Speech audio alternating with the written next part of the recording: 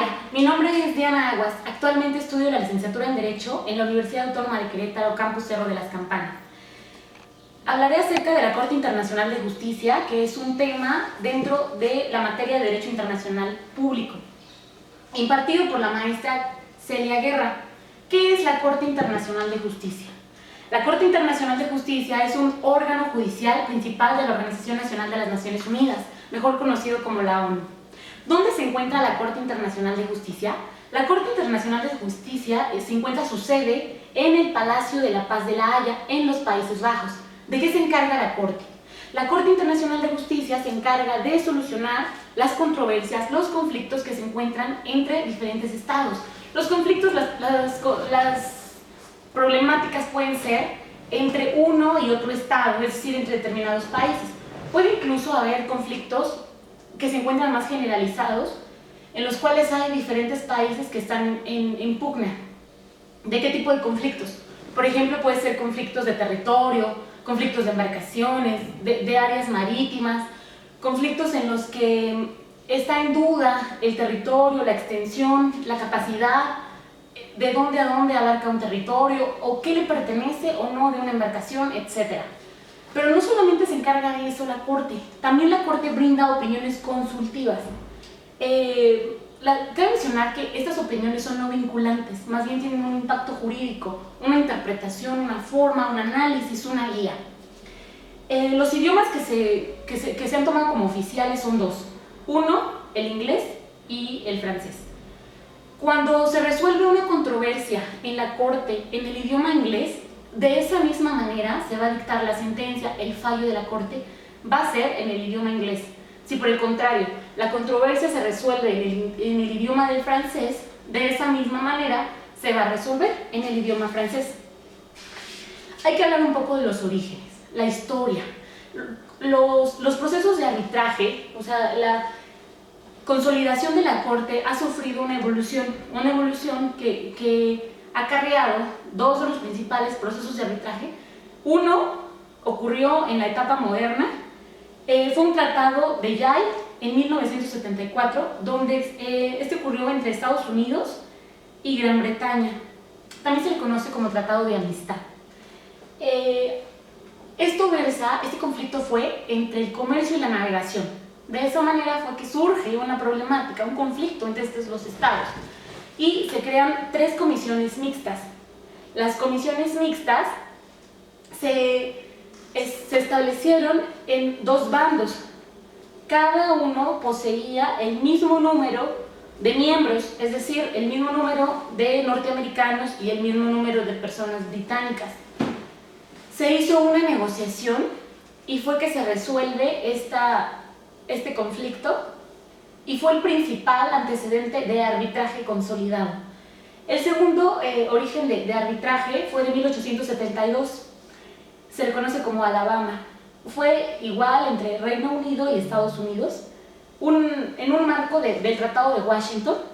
Es un poco interesante este conflicto porque Estados Unidos denuncia y demanda a la vez por la intromisión a la no neutralidad del Reino Unido hacia la guerra civil, o sea, de parte interna. Por eso surge como en dos vertientes. Y resulta ser muy interesante por la cuestión de esta violación de reglamento, pero no solo de reglamento, sino también como la intención que tenía, en este caso, Reino Unido. Si bien es que el reglamento se forma para brindar una neutralidad, Estados Unidos demanda, y es como surge este conflicto. Para la resolución de este conflicto se dio la intervención de cinco estados, los cuales fueron los que, como se compuso el tribunal, fue Estados Unidos, Reino Unido, Brasil, Italia y Suiza. Los miembros de estos estados fueron constituidos por el jefe de cada uno de estos países. El fallo que se estableció fue que efectivamente Reino Unido había invadido ese pacto de neutralidad y tenía ese posicionamiento sobre el intervencionismo a este estado, Estados Unidos, durante esta guerra civil. Y el fallo fue a favor de Estados Unidos brindando una indemnización, en este caso económica. La eficacia del reglamento pues fue escatimada, fue cumplida, fue consolidada, y pues estos dos antecedentes que les comento acerca de los antecedentes de arbitraje constituido, que dieron pie o que son un referente para la Corte, pues ayudaron a diferentes enfoques. Por ejemplo, la construcción de una ley general en cuanto al arbitraje, la creación de un tribunal permanente en este caso, que ahorita más adelante les platicaré de cómo viene siendo esta formación como tal de la Corte, porque pues bien sabemos que sus orígenes datan de más de 2000 años de creación y de evolución. Pero hay que hablar también de la finalidad. La finalidad, pues en este caso de la Corte, va a ser siempre un arreglo pacífico. Un arreglo pacífico entre las controversias internacionales, entre los conflictos de Estado, que predomine el Estado de Derecho, un garantismo de justicia y de paz. Y bueno, algunos de los métodos que podemos observar aquí en la Corte Internacional de Justicia son derivados del artículo 33 de la Carta de las Naciones Unidas, que habla, por ejemplo, de los métodos de resolución de controversias, de negociación, de intervención, de mediación, de conciliación, de arbitraje, de algún recurso, de algún acuerdo pacífico. Pero sucede que son observados tres en cuanto a la Corte Internacional de Justicia. Uno, la mediación, que como bien sabemos es ese posicionamiento que existe de cada parte, es decir, de cada Estado o de cada Estados involucrados, y que existe un interventor, un tercero. Pero el arbitraje va más allá. El arbitraje tiende a ser que un tercero involucrado que brinda un fallo, y es precisamente que data de Grecia, de China, mientras que la mediación viene más de la India y del Islam. Así que son dos posiciones que vienen desde la cultura distintas y tienden a lo que viene manejando la Corte, que es el procedimiento que emplea, que es un arreglo judicial. El arreglo judicial igual sigue la misma vertiente que el arbitraje. Existe la decisión de un tercero, en este caso es la Corte, quien brinda un fallo. Y bueno, dentro también de los antecedentes de la Corte, nosotros hallamos dos conferencias de paz de la Corte Permanente de Arbitraje anteriormente, que son dentro de los antecedentes que forman parte de la Corte. Una de 1899 y la otra de 1907. En la primera habla de que se involucraron países, por ejemplo, de Europa, de Asia, incluso México. En la segunda ya se involucran más países de América Central y del Sur. Entonces ahí es cómo se va ampliando esta estructura de quienes adoptan, de quienes forman parte, de quienes se apegan. Y bueno, en la primera se hizo una adopción de un convenio, se hizo un arreglo pacífico para la solución de controversias, se estableció en medida el arbitraje, los buenos oficios, la mediación, pero en la segunda ya se empiezan a realizar ciertas propuestas para un tribunal. Pero esta propuesta no se tomó en cuenta. Sin embargo, en lo que sí se centraron fue en el establecimiento de una Corte de Justicia, es decir, de una forma, la fijación de una residencia, de cómo tener una residencia específica. En este caso pues se estableció en el Palacio de la Paz. Esto fue en 1913. Desde entonces está de forma permanente en esa sede. Los orígenes de la Corte son, como mencionamos, las conferencias, las dos. Después pasó a ser una Corte Permanente de Justicia Internacional, y para llegar a consolidarse como Corte Internacional de Justicia. Los miembros de la Corte. Los miembros de la Corte son 15 magistrados. 15 magistrados que son elegidos y propuestos por la Asamblea General de las Naciones Unidas y por el Consejo de Seguridad. Los magistrados son elegidos independientemente de la nacionalidad que ellos posean. Importante mencionar que no se puede repetir la nacionalidad. Si hay dos candidatos o postulantes mexicanos, no pueden ir los dos, debe ser uno solo, o estadounidenses, así como muchos más. Tienen que ser uno, no se pueden repetir las nacionalidades, y son 15 los que se eligen. Van a estar en un periodo de 9 años. Los 5 primeros miembros van a ser no, pueden ser reelegidos, o sea, todos estos pueden ser reelegidos, pero los 5 primeros es durante 3 años. Posteriormente se vuelve a hacer asamblea. Los otros restantes durante un periodo de 6 años, se concretan en 9. Y bueno, mencionamos por quién son elegidos. Están propuestas de elecciones, pueden ser. En caso de fallecimiento o bien de renuncia, se convoca una elección de carácter extraordinario y se elige a un nuevo miembro, a los miembros faltantes. Y bueno, las características que deben de cumplir estos magistrados, pues es de que tienen que tener un reconocimiento intachable, una conducta encaminada en la moral, en el derecho, en las buenas costumbres, en un reconocimiento por su estado, predominantemente imparcial, porque se tienen que conducir con honor, con verdad, con justicia, con identidad, deben de dar fallos imparciales, así que tienen que tener estas condiciones requeridas. O pueden ser bien jurisconsultos, que han tenido una reconocida competencia, reconocimiento, etc. Dentro de estos miembros se encuentra la presidencia y la vicepresidencia. Los miembros de la presidencia, ya los miembros eligen al presidente y efectivamente al vicepresidente. Estos dos puestos van a tener ciertas actividades de carácter específico. Por ejemplo, el presidente va a presidir, dirigir, organizar, guiar las actividades. Se compone, la Corte Internacional de Justicia se compone por salas y comités. Tiene 3 salas, una de procedimiento sumario que se integra por 5 miembros. Aquí se encuentra el presidente, el vicepresidente y los suplentes. La segunda se llama de cualquier sala, está compuesta por 3 o más magistrados y aquí abarca litigios del trabajo, litigios de comunicaciones, y la última sala es la que contribuye a todos los demás asuntos. Cabe mencionar que en la tercera sala, en el 2006, se hizo una propuesta respecto al medio ambiente, pero no se tomó en cuenta, entonces no se tomó en votación, lo dejaron de lado desde el 2016. Los reglamentos se encuentran ubicados dentro de los comités. Los comités están de presupuesto, el de administración, el de biblioteca y los reglamentos que se agrupan dentro del mismo comité. El funcionamiento de la Corte. Existe, como bien mencionamos, la misión. La misión de la Corte es en 2 sentidos. Uno, son dar soluciones a los conflictos entre determinados estados, o bien las opiniones consultivas.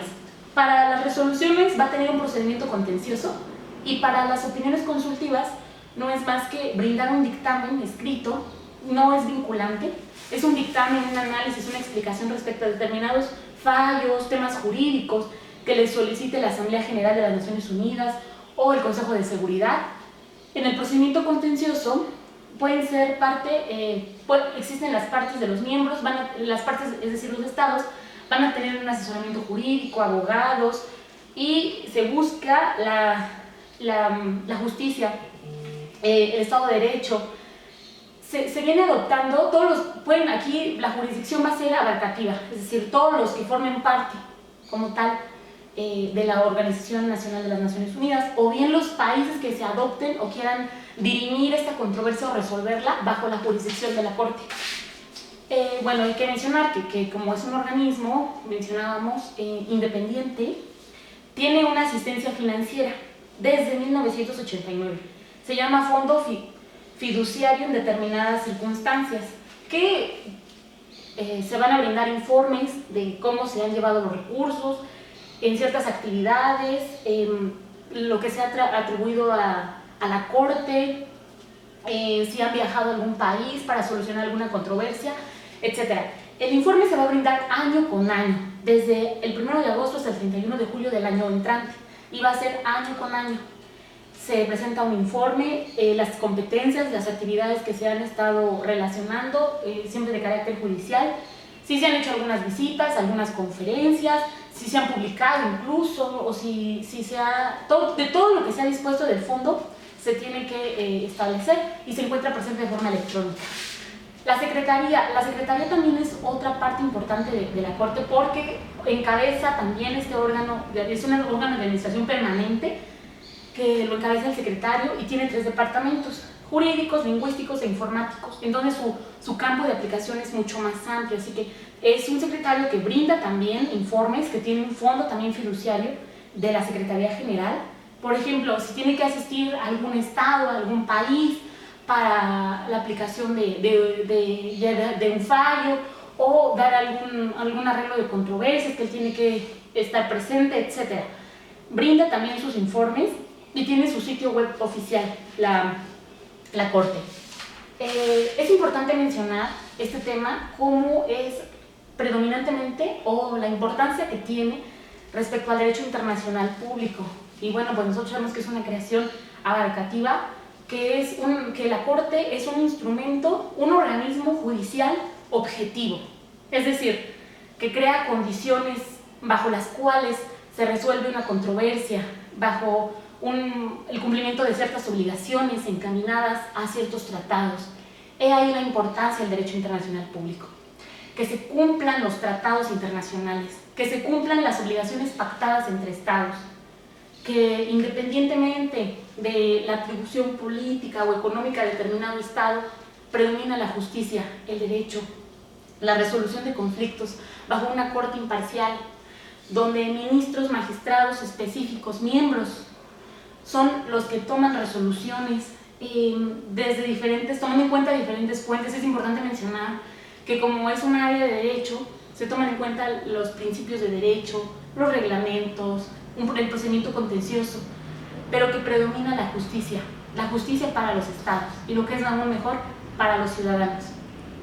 Y bueno, mencionar que esta Corte forma parte, como lo mencionábamos, de un organismo independiente y jurídico de la ONU, pues viene a no más que a dar una solución y a ser de carácter vinculante para todos y cada uno de los estados que forman parte y que son miembros. Es importante mencionarles también que la Corte Internacional de Justicia ha resuelto alguna solución de conflictos. Voy a mencionar algunos ejemplos.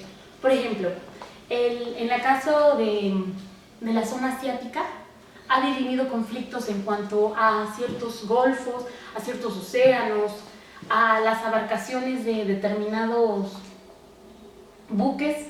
La Corte Internacional de Justicia ha resuelto también conflictos en la parte de África respecto a ciertos territorios, inclusive de los que un estado o una nación en plena guerra han determinado que son suyos. Me refiero a guerra interna. También a la parte de vincularidad se ha visto en América, lo hemos observado en diferentes países que forman parte del mundo. Quiero mencionar que la Corte Internacional de Justicia, que si bien es un organismo independiente, se viene, como lo mencionábamos, de la Corte Nacional, de la ONU, de la Organización Nacional de las Naciones Unidas, y que bueno, muchos lo consideran ya como un tratado internacional, un tratado por el cual se suscitan diferentes obligaciones. Como tal, forma parte también de un instrumento, y estas son las diferentes perspectivas que nosotros podemos darle a la Corte. O sea, el aspecto vinculante, el aspecto de la obligación, de que sí tiene una fuerza coercitiva. Por ejemplo, dentro de los fallos que se suscitan en la Corte sí se van a resolver. Y es el último punto que quiero mencionar. Se resuelven, ya sea por diferentes circunstancias. El mismo Consejo de Seguridad es quien va a resolver y quien va a ir, si es necesario, apoyado de diferentes recursos, métodos o bien determinadas condiciones que se vean, para que no quede solamente como una recomendación, sino para que los fallos sean cumplidos en su totalidad. Y bueno, por mi parte es todo. Es un esbozo general de lo que forma parte de la Corte Internacional de Justicia, y así como muchos otros temas también que involucran al derecho internacional público, pero que vale la pena mencionar, y que dentro del derecho es importante también que nosotros estemos pues empapados de este tipo de conocimiento, así que dentro de lo que abarca el tema es mucho amplio, que podemos hablar de muchísimos más ejemplos, pero de forma general es de lo que se encarga la Corte Internacional de Justicia. Sin más por el momento y agradeciendo a todos, me despido. Muchas gracias.